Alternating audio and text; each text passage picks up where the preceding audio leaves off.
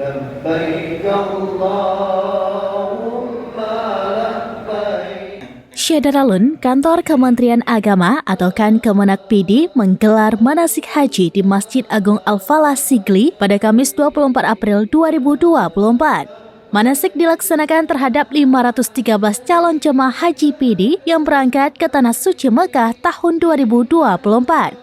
Calon jemaah haji wanita paling ramai berangkat menunaikan ibadah haji tahun ini mencapai 317 orang. Sementara calon jemaah haji pria berjumlah 196 orang. Manasik haji di Masjid Agung Al-Falah Sigli dibuka PJ Bupati PD Wahyudi Adi Siswanto.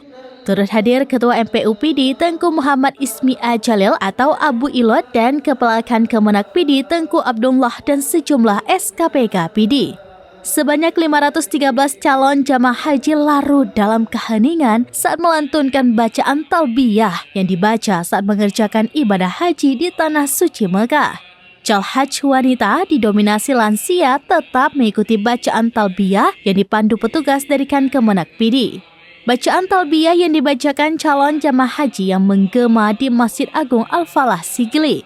Kepala Kemenak PD Tengku Abdullah mengatakan manasik dilaksanakan sebagai bentuk implementasi dari Undang-Undang Nomor 8 Tahun 2019 tentang pelaksanaan ibadah haji dan umrah. Kegiatan itu dilaksanakan untuk menambah pengetahuan bagi jemaah dalam menjalankan ibadah haji.